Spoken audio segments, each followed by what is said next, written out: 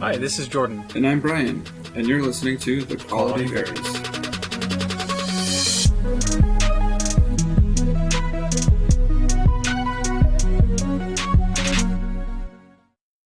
We have a guest on the show today, Mr. Mean Man. I'm going to say something wrong. Brian, who do we have on the show? We have the famous and illustrious Kevin the Mean Man Mortensen. What's up, Kevin? Not much, man. I'm glad to be here. Freaking listen every time you guys post it. No schedule. Keeps me on my toes, but I listen. Super happy to be here, man. We love it. Thanks for your listenership. We really appreciate you. And I will be delivering the brown bag of money, and it will be coming in a few weeks. So, again, we appreciate those listens. Wait, there's money involved with this? No. I only said this. I was supposed you weren't supposed to hear that. I see. Kevin, why don't you tell us a bit about yourself? So my name's Kevin. My high school nickname is Brian. So gratefully called me was Mean Man Mortensen. That kind of just goes back to my days in high school. But yeah, so that's how I know Brian is high school, grew up together, played football together. Made a lot of great memories playing video games and doing all sorts of stuff. But yeah, that's me. That's how I know Brian, I guess. After high school, I spent some time, served a mission in Toronto. I'm 26, so just slightly younger than Brian, but not by much. I live in Cedar City right now. I go to SUU. I'm at their SUU aviation program, so I'm a pilot. I fly helicopters. I'll be done in the summer with my training. Have my CFI licenses so I can teach other people how to fly. I work full-time doing directional drilling, which is crazy hard construction work, but it pays the bills. I dabble myself in the stock market. I really have no idea what I'm doing, but I give it a shot. Did you make billions on GameStop like some people did? No, I hurt myself because I missed out on that whole bag of chips, so I was looking at some options to buy the day before it blew up, and I decided not to risk it. So I could have made a lot of money, but I chose not to for some reason. So maybe next time in 10 years or 20 years when that happens again, maybe I can ride that boat. Yeah. Hopefully we'll all be on it.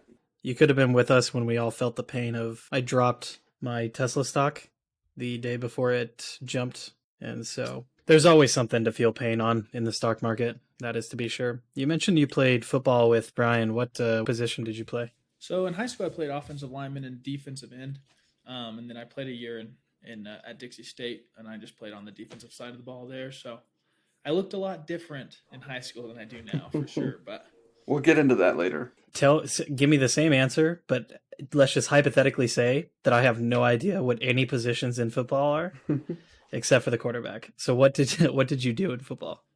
So on the defensive side, which is my main type of football I like to play, I'm just the guy on the outside that's on 2 feet and my hand up front, and I just chase the quarterback. That's really what my job is make sure he doesn't get to run around and do anything. Do you still try to play any at all these days? Football is just one of those sports that, unfortunately, once you're done, it's just done. Yeah. I'm always jealous of the basketball guys because you can just pick up a basketball and go shoot some hoops with friends, but football is like a huge team sport. So, Did you were you able to get down on any turkey bowl this year? No, Hurricane used to do a turkey bowl all the time, but now they don't do it. And I think with COVID, I don't know how many people even did the turkey bowl this year. So yeah, the turkey bowl was a bit awkward this year. I know some groups were able to jump on and do it. I do have to ask. Brian has very strong feelings about video games, and a lot of my video games are on the other side of the spectrum as his. So where do your video game preferences lie? I love video games. I don't play them near as much as I used to, but I don't know where Brian exactly lies, but I dabbled myself in quite a bit of first-person shooter games, and I'm big into the sports games, so that's what I like. I like to play some other free roam games, kind of like Skyrim and stuff, but I didn't play that one as much as I do the sports games, NBA 2K and Madden, and then Call of Duty. So gotcha. Brian, I'm getting the impression that he's more on my side than he is yours. Yeah, he is. From what we did play a bunch of Call of Duty back in the day. It's all about that Nazi zombies, dude. That's right. Not so zombos, man. Staying up till the wee hours of the morning. That is something we can all relate to for sure. Oh yeah. Good times. Back, there was no obligation. The only obligation was to get them all. Mm-hmm. Yes, sir. I don't know how the heck, Brian. Did you tell me that Kevin was doing helicopter stuff? Because this just completely passed me up. I may have told you about it. If I've ever talked about my friend who's a helicopter pilot, it's Kevin. Ah, gotcha. So indirectly, you have talked about it. Probably. Kevin, what brought you to your interest in helicopters? I wouldn't say that I've I definitely didn't always want to be a pilot, but I work construction and I make pretty good money doing what I was doing, but it just got to the point where being away so much and like the physical toll that it takes wasn't enough. Like the money didn't justify the means. And I'm lucky enough that my wife's brother-in-law, he's a life flight pilot at a company that's based out of Vernal. So I had an opportunity to go on a flight with him, talk to him about that, his process of becoming a helicopter pilot, what that entire process entails, what kind of jobs there are, what kind of money you make, and your schedule. So that kind of got the ball rolling, and we looked at a bunch of places, and SUU was close to home, so kind of just dove face first into it and went for it, And how long have you been doing it? So the program is just over a year. So I started last January, and you work through getting your private pilot's license, and then you get your instrument rating, and then you get your commercial pilot's license, and then you get your certified flight instructor license, and then your certified flight instructor for instrument. So I'll be done at the end of the summer, sometime in July. Does this go over both? Is this specific to helicopters and similar vehicles, or does this cover both? This license in this class cover both helicopters and planes? Yeah, so it's all completely different. A lot of the knowledge that you're required to know for your tests is similar with planes and helicopters, but as far as the license goes and your certification, it's just specific for helicopters. So it would make getting your pilot's license for an airplane much easier if you're already a pilot, but it's just for helicopters. So if I want to fly planes, I'd have to go through some other training and actually fly a plane and stuff. So the helicopter that you have, do you own it, or is it leased through the company, or how does that, what kind of situation do you have? Do you just get up in the morning and get a cup of coffee and head out to the helicopter in the backyard? No, I wish maybe one day if I'm ever a millionaire, I'll go buy my own helicopter. No, the program that I go to, it's actually part of SUU. So SUU flies a bunch of different helicopters. They have 28 R-44 helicopters, and then they have a couple big turbine helicopters that I'm flying this semester. So I just go to the school. I'm part of their program, so I'm assigned a specific instructor. So I usually fly 2 or 3 times a week. I go to the school, we talk about what we want to do for the flight, and we go up, and my instructor teaches me how to do stuff, refines my skills so that I can pass my tests and be a competent pilot and hopefully never crash. Fingers crossed. Does your instructor have his own helicopter? I just want to see how far you have to get up the chain until you have a helicopter. It's not about being up the chain. It's just about how much money you have. Actually, most pilots, at least as far as helicopter pilots, most of them don't own their own helicopter. It's just really expensive. Like the R-44s that we fly, they're about $850,000 for the helicopter, and then you're probably about $280 an hour to fly it, and you're probably spending anywhere from $15,000 to $25,000 a year on inspections and parts and stuff. So you have to have a lot of disposable income to afford an aircraft. Airplanes are a little bit less expensive and a little bit easier to maintain, but it just gets really expensive. So unless you have a lot of disposable income, you usually fly in somebody else's helicopter.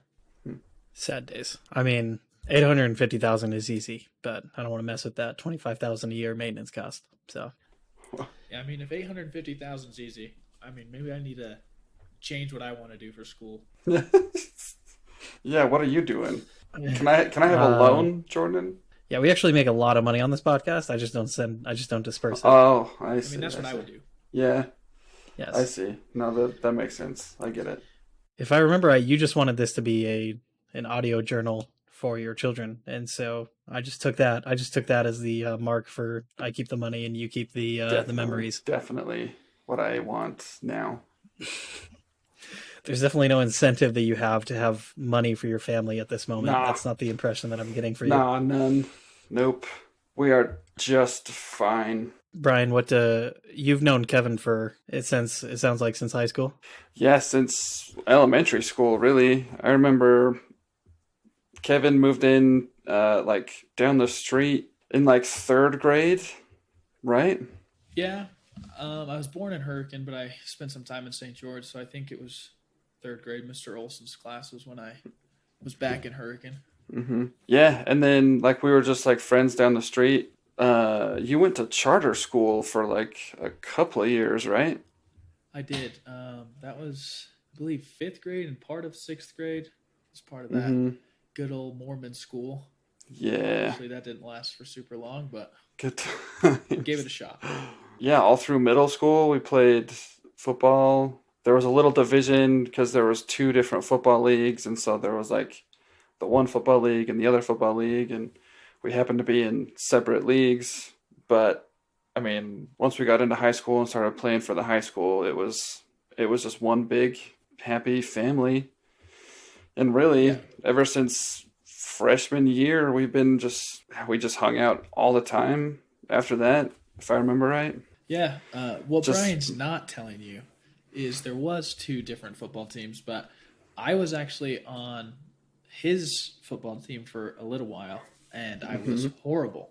And I don't think I played all of 5 minutes all season. So then the City League came and was like, hey, you could play with us. And I'm just some dumb kid that's like, yeah, I hate just riding the pine while my friends get to play.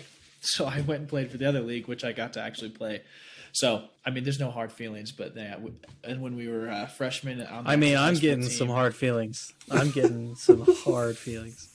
No, we're good now. No, it all worked out though, because Kevin came in and Kevin was like the best lineman we had, like pretty easily. Like me and Kevin were always on opposite sides of the line, on offense and on defense.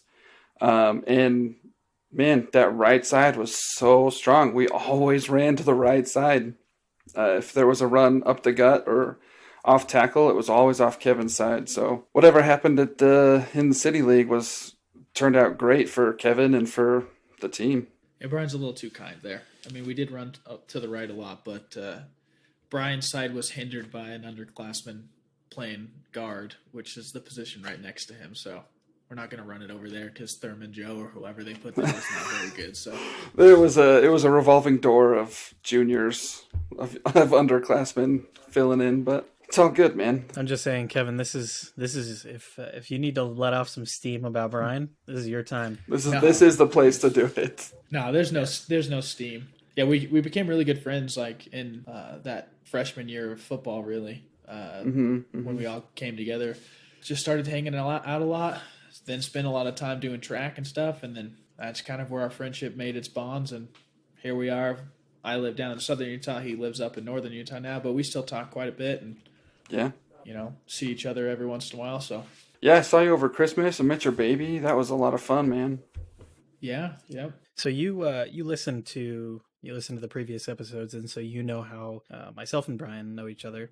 Yeah. When Brynn got his job at Desert Solace, the addiction recovery center, I don't know how good friends you guys were, how much you guys talked around then, but in your mind, what did Brynn do on a daily basis in your head? Brynn tells you that he gets a job at a rehab center. What do you think that entails? Well, I mean, we were still really good friends, obviously. Like, he's living in southern Utah and I was there, so I would say like my perception of what he did was make everybody food and get to hang out with people and see how like therapy works, and see how you guys like recover and like act as far as like the treatment or the therapy is going. But that's kind of all I really knew, is that he worked a lot of night shifts and was like, man, I got to cook or go bowling or go on a hike for work today. And I was like, oh, that's cool. You've pretty much nailed it to it. Yeah, that's basically it. Yeah, I remember when I took that job, it was kind of a hard thing because like we were hanging out like all the time. Um, we, me and Maddie and you and Courtney we'd go bowling and we'd have like game nights at my house, and we'd had Ben and his wife Michaela, who we also knew from high school. We just hang out all the time, and Braden and Tierra from high school also. They were when they lived down in southern Utah. We just had this big, huge group of friends, and we were just hanging out all the time and doing all this stuff together. And then, like, I took this job that was like basically all night shifts, and like that just like went away almost overnight, and it was pretty rough. Brian decided that a bunch of sick people were more his alley than you guys, is what he was telling you. Oh, is that what he's saying? Yeah, it's like these guys. This is a crew. Obviously, Brian's known, I feel like, what he's wanted to do for his career job for a long time. And him being at Desert Solace, I think, was just a really good thing for him. So even though we stopped hanging out quite as much, I mean, life gets in the way, and there's things that are more important than hanging out with your friends. So it's all right. Yeah. In the previous episodes, Kevin, you mentioned it was forwarded along to me because you had some advice for us after we made our best attempt at talking about motorcycles. Yeah. Yep. And you calmly, patiently, those are the two words that I think of, came in and gave some corrections on that. And so I'm interested in mostly just kind of how you first jumped into motorcycles. For me, myself, it was kind of a sudden thing. I can't remember off the top of my head kind of what made Brian kind of jump into getting a motorcycle, but what was the reason that you ended up getting one, or your first motorcycle? Well, I'll just start off disappointing you is that I don't have a motorcycle now. But growing up, my dad always had like a 1994 like Honda 650 Enduro. So I drove that that's like one of the first motorcycles I drove, that guy. And then in high school, I actually ended up driving a 2001 Vulcan 800 for a while. I love motorcycles. I'm really mechanically minded as well, growing up with my dad, working on motors and cars and stuff. So the only suggestions that I had for that one episode that I listened to was just, I think you guys were talking about like top end speed versus like the RPMs of different types of styles of bikes and stuff. So I don't think you guys had anything wrong, but just talking a little bit about more that plays into that. So I love motorcycles. I'd love one, but Courtney is my wife and she loves me to death. But there's something about going through helicopter training, chopping the throttle at 800 feet above the ground and trying to land the helicopters, as much risk as we're going to take right now. So, I mean, I guess I can respect that. I don't know if we asked the question that you mentioned as eloquently as you just stated it, but we're going to go with what you just said about the RPMs and the top speed, because that sounded much better. What's the dream motorcycle for you, Kevin, if risk was out the window? I'd probably say something like a Ducati. They make a really, I'm trying to think which model it is, but they make a really awesome enduro model that doesn't look quite as trashy as some of the other enduro models. It looks a lot more like sleek and clean, but it is like a hardcore enduro bike. But I don't know if I'll get one. Maybe later down the line I'll end up getting one, but right now the motorcycles are kind of just off the beaten path for me. So That's sad, man. But there's always hope. there is always hope. That's true. Brian, what was your was motorcycles a big topic, or did you guys both have motorcycles in high school? No. Was there ever a time that you two got to ride together? I rode on the back of that Enduro he mentioned one time. That's awesome. Yeah. I bought my first motorcycle from another friend from high school. I needed transportation. I lacked the funds for a car, and my buddy had a 250 Ninja, Kawasaki Ninja, that he was selling, and I was like, "How much?" And he was like, "I can't remember. It's like $2,000." And I was like, "Sweet!" So I went over to the bank and I got it out, and I just handed him $2,000, and I rode him on a little lawnmower bike, and that was my first bike. But that was after I got married. That was while Kevin was on his mission, I think. And I thought my purchase was sudden. Yeah, it was really out of the blue. But I do remember that that Vulcan that Kevin had for a little bit in high school. That was a nice bike. I remember being real jealous of it. It was loud as ever, so. Yeah, well, I mean, it was straight piped, wasn't it? Yeah, it was. So it was just the sound was just coming right out of the engine. You could hear you coming for miles.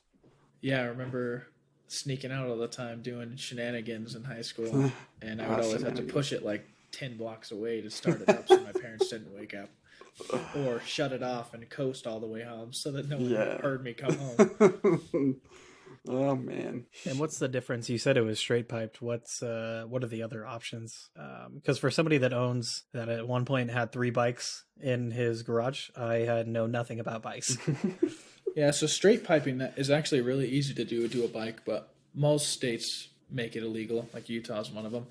In your muffler, there's just a bunch of baffles that quiet the engine. So when you straight pipe it, someone or you can just take those baffles out, and that quieting effect that the muffler has is now just void. So it's just super, super loud. And if you were to want to make the bike quieter, I don't know why, but if you were to want to make the bike quieter, is it just a matter of making it curvier?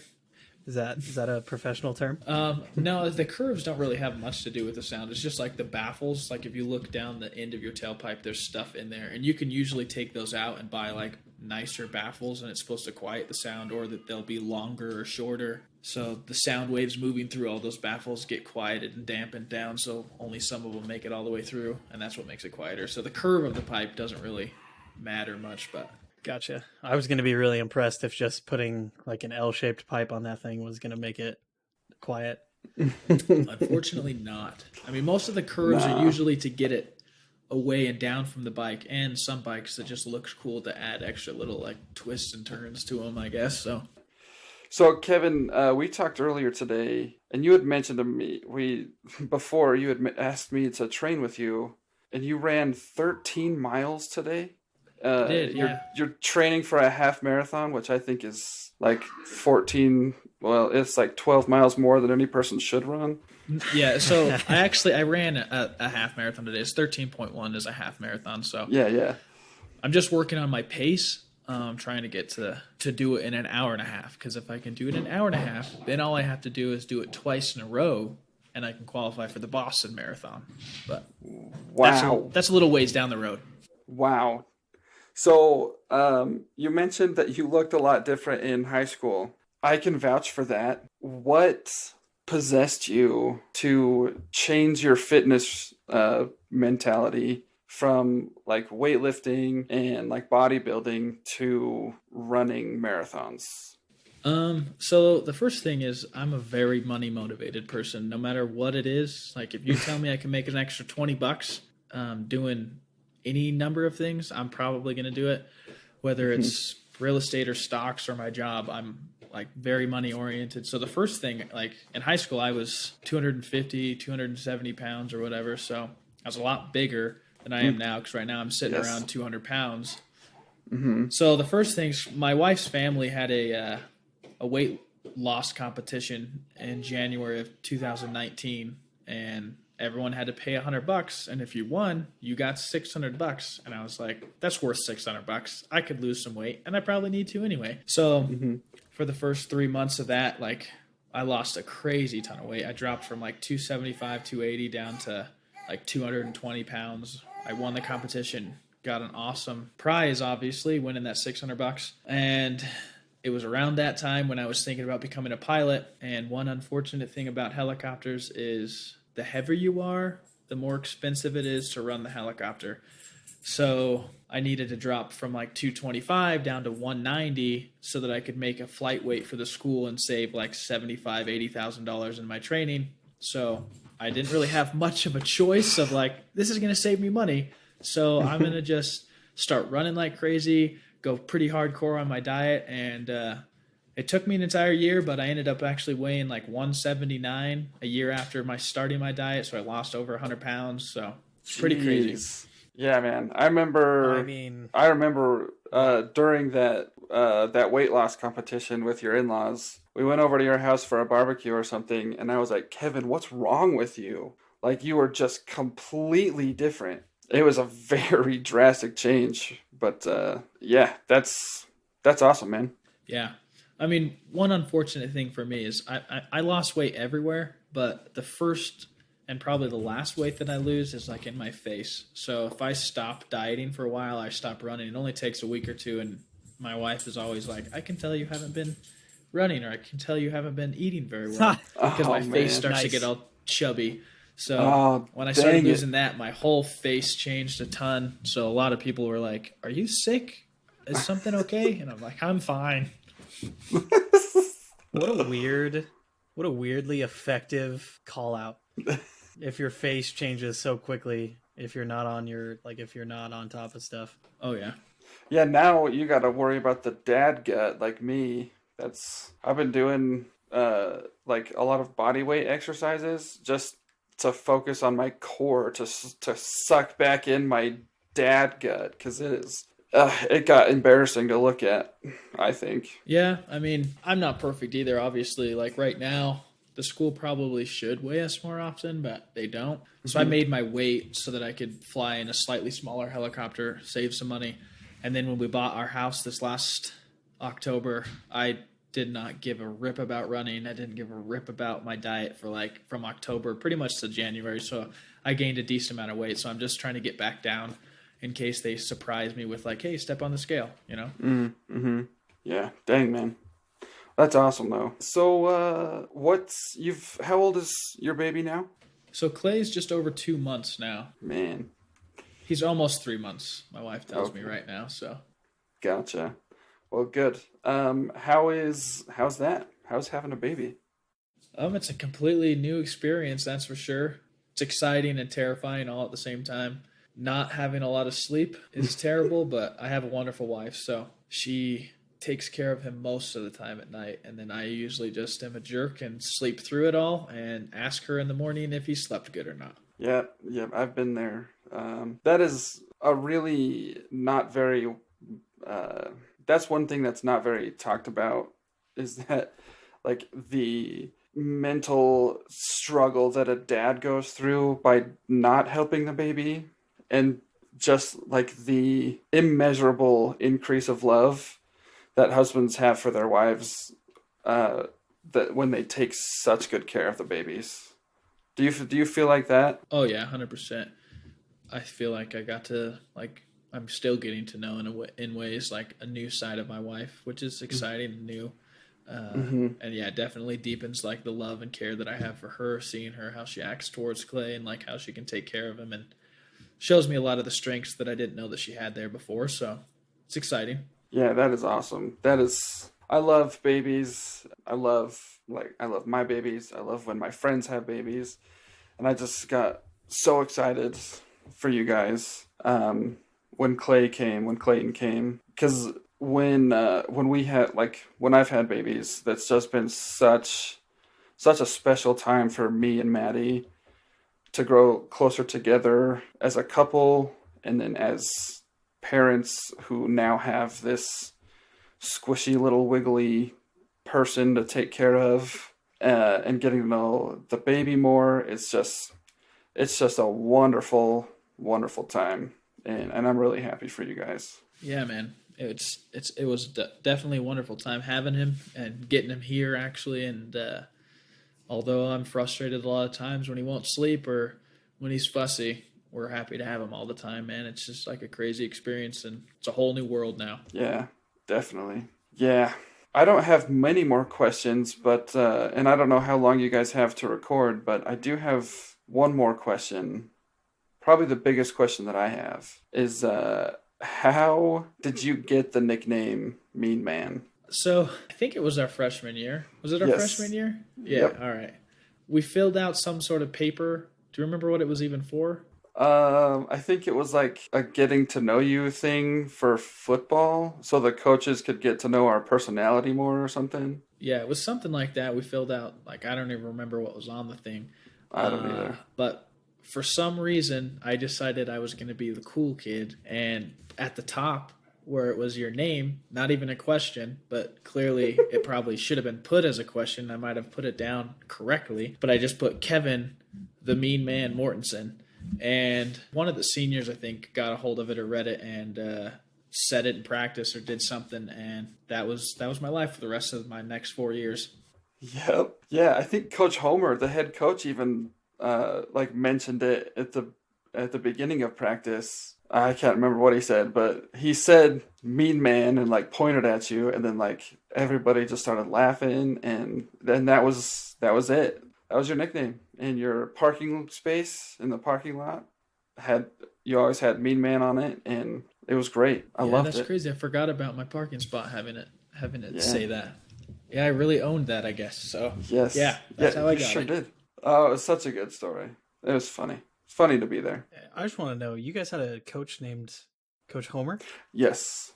That was the I important. That was an important bit right there. I even asked you when I very first met you if you knew any homers from Idaho or southern Oh, Utah. did you? I did, and you said no.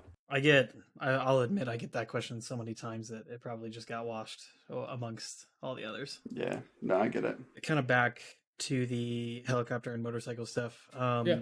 Do you find when you are on your bike, a previous bike, or when you're in the helicopter, the forced focus that you have to have when you're in those, I mean, does that stress you out? Does that relax you? I mean, a helicopter's a little bit more than a motorcycle, but I feel like in some ways they're the same kind of thing where they require much more attention than just a car. Oh yeah, for sure. What does that kind of stress you out when you're up in the air, or on the bike, or? I think it's like the same level. I mean, that anyone, like when you learn to ride a bike the first time, it's like pretty stressful, and you're worried about how hard you can turn, or how hard you can lean, how fast you can stop. So it's stressful, and then as you get more comfortable on the bike, some of the things that used to take a lot of your attention now take very little of your attention. You can focus on other things. The helicopter is the same way. Learning one control at a time is really stressful and hard. And then just little things like, there's no way I can fly this helicopter and talk on the radio at the same time. Or there's no way I can do Yeah. this and that at the same time. But as you get better, it's still stressful, but in different aspects of it, because you're always hopefully learning new things or new ways to be more proficient, honing in on your skills as a pilot. And then if you're riding bikes, the same thing, taking roads that are maybe a little bit more windy where you feel more comfortable taking them faster. So I think a certain level of stress in most things in life is a good thing. As long as you can manage it and get better, then you can always push yourself to become better. Do you think that certain level of stress? Well, why do you think that's good or important to have in your life? I feel like this is like a huge question to answer, but yeah, I think stress is a great thing, because if you're not stressed, it usually means that you're super comfortable, and if you're not comfortable in whatever aspect of your life, then you're probably not moving forward. And I'm all about taking risks, and I'm all about trying to be better at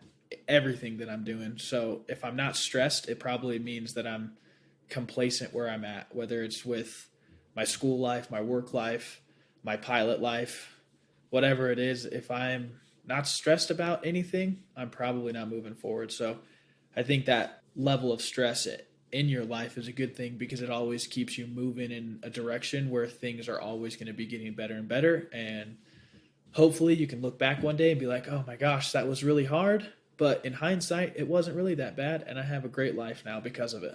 Yeah, that was a great answer, and that is one thing that I thought we always had in common, was that we always wanted to be the best at everything we tried, and it caused some tension a couple of times, that the competition between us. But I also think that that's one of the reasons that we were and remain such good friends, is that tension and that competition, and always trying to be better than the other person. But that what that really meant was that we were just trying to be better versions of ourselves, and we got to share that ride with each other. Oh yeah, for sure. I definitely think that my wife doesn't understand it because she's not competitive, but it's just a weird thing that I think a lot of athletes have, that you can try to be the best that you can at something, which might mean you're going to destroy somebody. But when it's all said and done, win or lose, you can just put your gloves down and be friends. Yep. My wife gets mad at me now because we'll play games with her family, and I am like ruthless. And there's family members of hers that won't play with me anymore because they're like, you're just too intense. And I'm like, it's nothing personal. I just want to win. And when it's over, we can still be friends. It's fine. But some people don't have that mindset, and that's fine. Yeah. Yeah, it is difficult to be like that in a very complacent environment. Because Maddie's family is very much the same. I want to ask Kevin. I used to find, and I still do for the most part, I used to find driving in itself a very relaxing thing. Doing Uber for a couple months kind of took that away from me. Riding my motorcycle, I found very relaxing, and I didn't necessarily know why. And I never really brought it up to anybody. It wasn't really a topic of conversation. But the designated broker at my real estate firm, I was sitting down with him, and he was mentioning how much he enjoyed his flight training that he just got done with. And there were parts of it that sucked, but he also very much enjoyed flying because it was a relaxing thing. And we kind of went back and forth on this for a couple minutes, and we both kind of came to the conclusion at the same time that it's when, like for me, I have all these projects going on at the same time because I just move around and I just kind of hop to different interesting things. You can take that times 30 with my boss because he has money to do different things. But when I'm in a motorcycle or when somebody's in a plane, something that takes all your focus and forces you to have all your focus. That was relaxing to me because I didn't have to feel any shame about it. Wouldn't be appropriate for me to think about any of these other projects or think about what I should be doing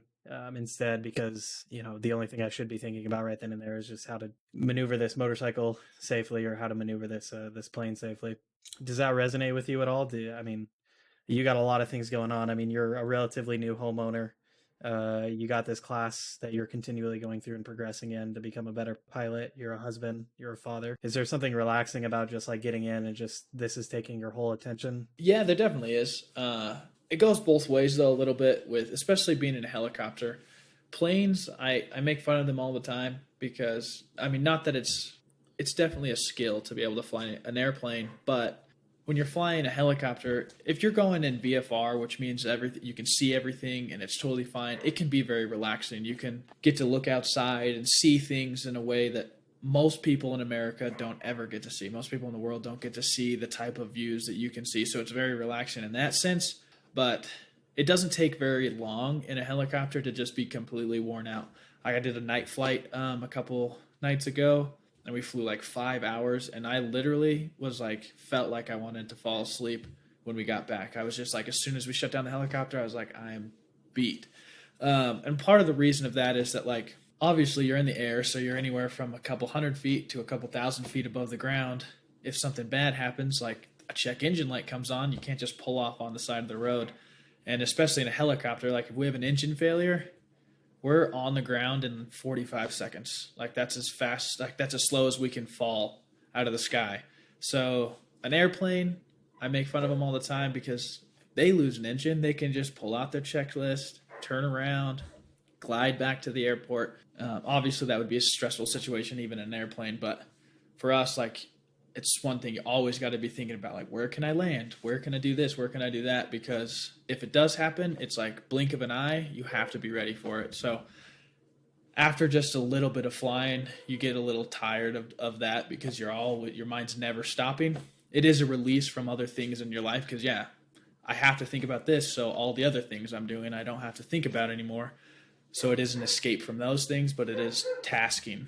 So I hadn't considered the difference between a helicopter and an airplane in regards to an emergency, because an airplane in most situations can still glide, and they are going to take a lot longer to get to the ground.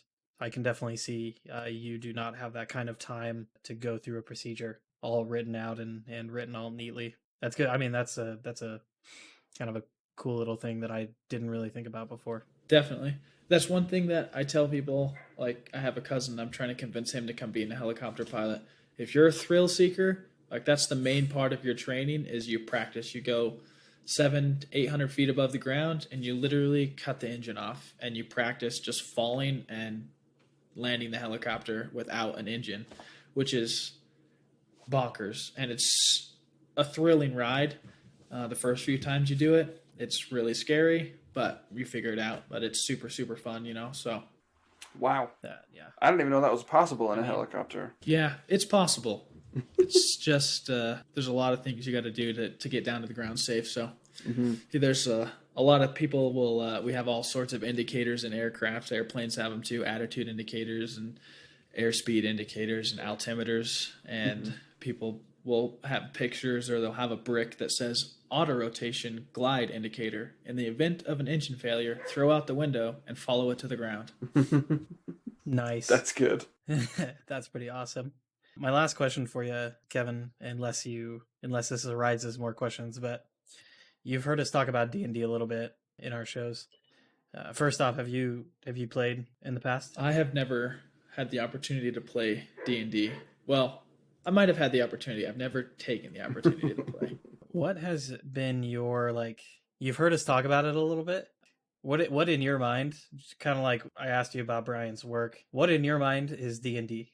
Or happens in a D&D session? I mean, I don't know, like, I guess like your last episode was all about D&D, so I picked up most of what actually is happening in D&D from your last episode. I think, like, to start off, one of the things that I think makes it intriguing for a lot of people is just the idea of creation. I think humans love creating things, whether it's creating a big stack of money or creating life, building something. I think we all want to do that, and it sounds like D&D lets you do that in every aspect. Video games, they have like the free roam games like Skyrim, that's a lot more free to let you create your character and create your gaming experience. But it sounds like D&D is more free of those things, where there's only so much a video game can allow you to do. But it sounds like in D&D, you get to create yourself, you get to create what you're at, what gets to happen. And I think that's what makes it intriguing for a lot of people, because it literally is like adds a personal piece to a fantasy game, that it makes it feel a little bit more real, because you get to be there, you get to decide your own destiny of what you're actually doing. Yeah, I think you nailed it. How do you feel about that explanation? I think you nailed it right on the head. That's absolutely what I think is so fun about it. By the way, you just let us know, and you're always welcome to guest in for a session if you ever want to join Brian and the other folks for a Wednesday night game. I haven't even turned on my Xbox in like 6 months, so for me to put the time and effort into it, I don't think I have that right now. So I'd just be insulting you guys by trying. That's all right, man. I don't know if it would insult us, but I can definitely respect that. I pick up games much less than did in the past. I think Brian has shared that's Brian's been experiencing the same thing. Yep. How's Final Fantasy going, Brian? Don't know. Haven't touched it in a while. You haven't touched it? No, that's what I thought. Yeah. The reason I like D&D so much is like the same reason I like the thought of like writing a book or a show or any of this stuff. It's very fulfilling to write like a narrative or create. In art as well. You just create something and see somebody else's reaction to it. There's something. I'm an addict, and there's totally something addicting to that process. And then there's the added thing between with D&D, you're doing it with a group of people, more than not a group of your friends, and so it's a time that you guys just get to hang out and be with each other. But with that first thing, like Brian, I know our session last week was pretty boring, but there were some good bits in there. But in all seriousness, like last week's session was for a DM, that's a super satisfying. For the viewers or for the listeners, we just had Brian's character had died, and there was quite a process to him coming back, and involved quite a few decisions and changes, and getting to go through that with the player, with you, Brian. That was very fulfilling for me. That was a very satisfying thing to do. Mm-hmm. Yeah, and for me, I've always had like a hyperactive imagination, just like a very, very strong imagination. I'm trying to teach my kids how to put themselves to sleep, and I tell Griffin, my 5-year-old, what I did when I was a kid was I would pretend like I was a Jedi or something, or like I would pretend like I had superpowers, and I would just like think about all of the cool things I would do as a Jedi or a superhero. And I did that every night to fall asleep, like up into like middle and high school. That's how I would like put myself to sleep, was like daydream about what it would be like to have a certain superpower or something. D&D is a game, it's a system that puts that into like a cooperative setting where everybody is buying into this daydream basically, and we get to go through it together and agree on what it's like and what happens on it, and it's like it's like the perfect game for a hyperactive imagination like mine. Absolutely. Yeah, I would definitely agree with that. That, I mean, that has gone through my Kevin, I'm just gonna say you are a guy that runs 13 miles and you have a helicopter. And so in my mind, like I just have this mental image because I have never seen you in person. I just want you to know I have like a mental image of Tom Cruise in my head, A That's bit not a bad taller. thing. and I'll just go ahead and stick to that until I see otherwise. Yeah. So I did have a question for you. Absolutely. I actually texted Brian about it forever ago. Because one of your earlier episodes, you were talking about you wanted to get into the real estate like game or market, and that sounds like now you work for a real estate firm, which is good. I just was curious how that's going for you. Yes, for the record, Yeah, I'm going to it's jump in and say I forgot who texted me about real estate, if it was Jordan or Kevin. And setting up this session, I was like, okay, I can't remember who wanted to talk about real estate, but I know both of these guys are in real estate, and it was mentioned before, and I'm glad you brought that up because that cleared up who brought that up for me. Yeah, absolutely. And I think that reminds me, I think the episode that I updated folks on it, I don't think we actually published that episode because there were too many technical things about it. And we also recorded it right before Brian. I think that was the episode that we recorded, and I continued to record like 10 minutes past when I was supposed to be at the airport to fly out. Oh, that's And good. so by the time I got back in town, I no longer cared about editing that show. I think But- that was the episode where my input, the recording input, was Yes. the laptop across the room. So that was also. That was definitely a text that I appreciated getting when I was on my way to the airport. It just felt good inside, but Yes. it's all right. It's not a real podcast until that happens at least once. Kevin, back to your question. Yes, I had been doing Uber and DoorDash and all that, and I'd been doing that as a full-time job for several months. Having a great time doing it, by the way. Like just a fun thing to do. Sometimes it drives you crazy. Sometimes in Uber you get to involve the police and stay up all night dealing with some matters. But for the most part, a great thing.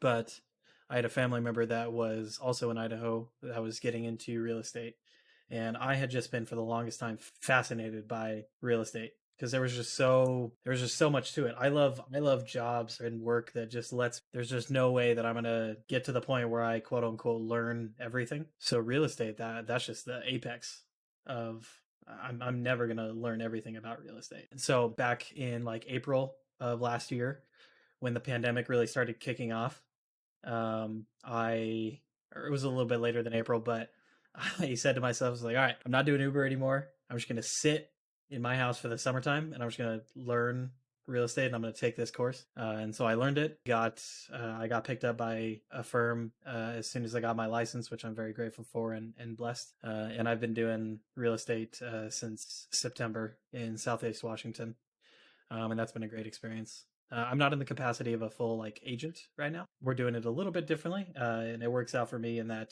it's not as much of a time commitment for me because and I love doing things like this podcast and D&D and other things. And so I act as more of kind of a licensed kind of assistant while I learn the trade. And I'm choosing to do that for a little bit of time and then eventually go into a straight agent instead of kind of jumping in and every day is like a 10-hour workday. But I'm very blessed. It's an amazing experience, and I'm loving it. Yeah, that's awesome. Yeah, once you become a full agent, that's where you can make some big money.